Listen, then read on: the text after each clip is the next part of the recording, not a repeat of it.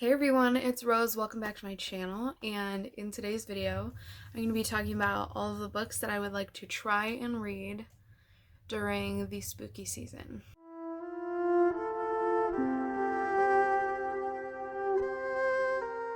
So I'm going to be talking about 10 books in this video, and in no way will I be able to read 10 books in a month, but I do want to see how that goes for me. So I guess you could call this my October TBR, but I don't want to put that official title on it because then it's gonna scare me and I won't read anything. So these books are in no particular order. Like, I don't have like a specific order that I'm gonna read these books in, so I'm like just gonna pick a book and talk about it. So the first one that I have here is There's Someone Inside Your House by Stephanie Perkins. This one is a thriller, I believe, and it follows this girl who moves from Hawaii to Nebraska to live with her grandmother, and as soon as she gets settled into the town and the school, one by one, students from her school are starting to be killed off, and each death is more gruesome and grotesque than the last one. And now she's gotta fight to survive and protect the people she loves. So this one sounds like it's like a cliche thriller, but I'm still interested. Stephanie Perkins was the author of Anne and the French Kiss, and I heard that one was like hit or miss for most people.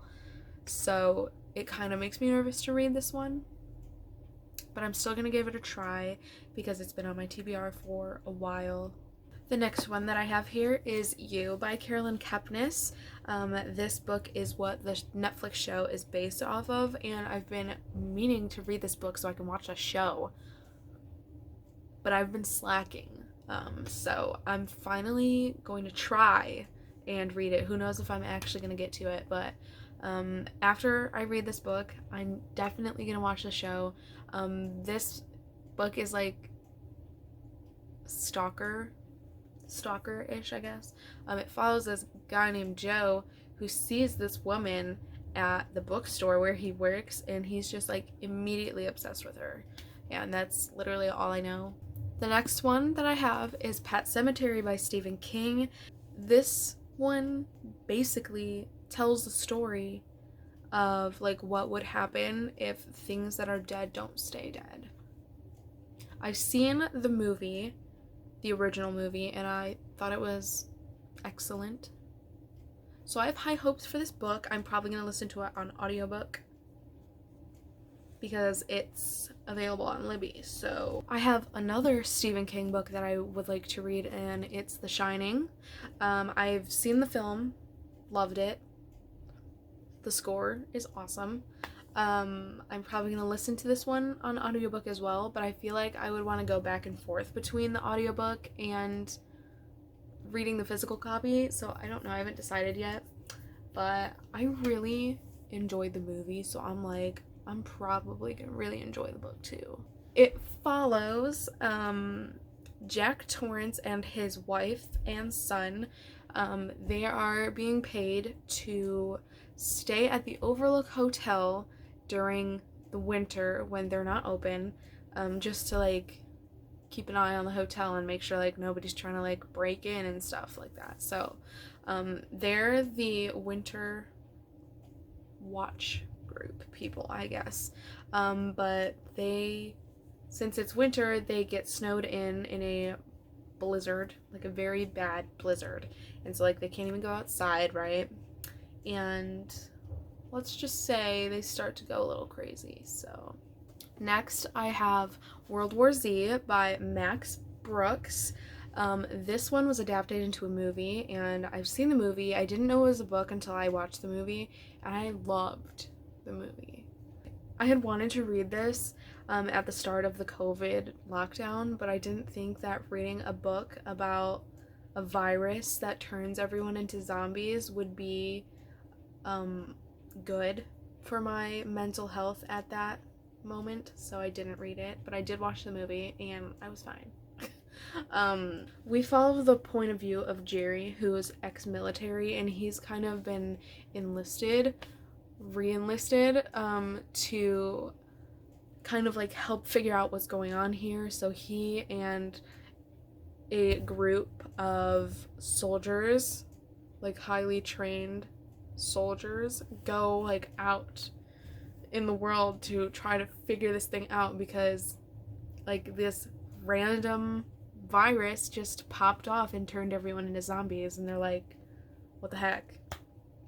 So there are tons of monsters out there. There are zombies, werewolves, vampires, and those are like your classic monsters. And then you have like your more supernatural monsters like ghosts and demons and stuff.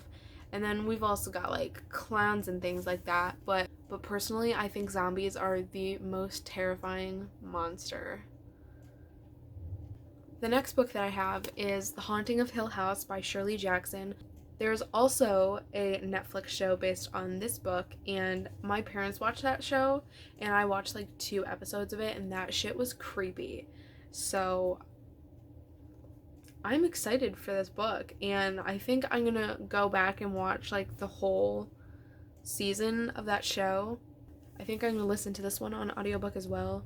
I'm probably gonna take advantage of Libby's audiobooks, because almost all of the books that I have here are available on audiobook on Libby, so I'm probably gonna do that. The next one that I have is Flesh and Bone. This one is a Body Farm novel, and Body Farm is like people drop off dead people to the body farm, and the people who work there, so like the doctor who works there has to like figure out why the person's dead. And so the story here is that this body gets dumped on the property, and he's been murdered in ways that the doctor who works there has never seen in his entire life. So now he's gotta like go and investigate and like figure out why this guy, like who, when, what, where, why this guy is dead. Next, I have The Guest List by Lucy Foley. This one follows a wedding party at a wedding.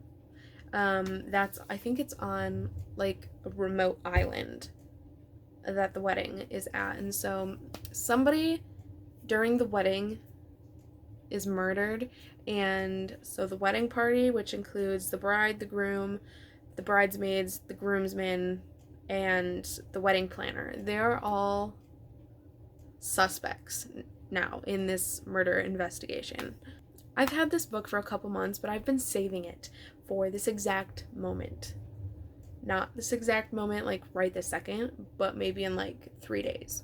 Next, I have Mallory by Josh Mallerman. This is the sequel to Bird Box, and I am so excited for this book. I read Bird Box last year, and I loved it. Loved the movie as well, and I'm just so hyped for this book. I believe this one just takes place like after the events that happened in Bird Box, maybe like a couple years after. So this last book that I'm going to talk about, I just want to say it was adapted into a movie, and when I was younger, anytime I heard anyone talk about it, they would say like it was the most terrifying, most disgusting movie that they've ever seen in their entire lives. And so that made me horrified to even like think about it. Like thinking that anybody could create something like this bad.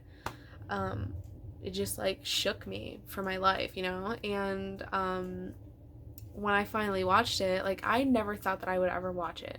But when I finally did, it was like 3 years ago maybe, the first time I watched it. It was not that bad. Like, it was scary, definitely, but I thought it was going to be worse than what it was. That book is The Exorcist by William Peter Blatty, and if you don't know what this is, it is demon possession, basically. It follows this little girl named Reagan, who is a perfectly happy child. She's like 12, I think. She loves horseback riding and art, and one day she just gets possessed by a demon, and like they don't know that that's what's happening. That's not like their first thought. So her mom takes her to the doctor, multiple doctors in fact, and they tell her that she's got mental illness, which like no, she doesn't have a mental illness. but they don't know that. And so her mother doesn't know what to do, so she starts talking to like priests and stuff, and the word exorcism gets thrown around a bunch. So yeah, I love the movie, probably a little more than I should. Last year, the local theater in my town, it's like a really old theater, they played this movie in the theater. They were doing like 1 month of horror films throughout the month, so like once a week they would play a classic horror film in the theater, and it was such a cool experience to watch this film in the theater. After I watched it for the first time, me and my brother were talking about it, and he was telling me like all of these facts that he's learned about it ever since he'd watched it the first time, and he was telling me like this movie is like more than just a scary movie. Like horrible things happened on the set of this movie. Some people died, people got hurt really bad, and when they showed it in the theater, people left the theater because they were feeling sick and queasy, and just like horrible things about this film. And it's so crazy to me how like we can make something that's a fiction and it could actually have like real effects like that on people, and I was just shook, man. So that's all I have for today's video. I hope you enjoyed it. Let me know what you're planning on reading for this month, and let me know what monster you think is the most scary. I hope you have a wonderful day, and I will see you in the next video. Bye.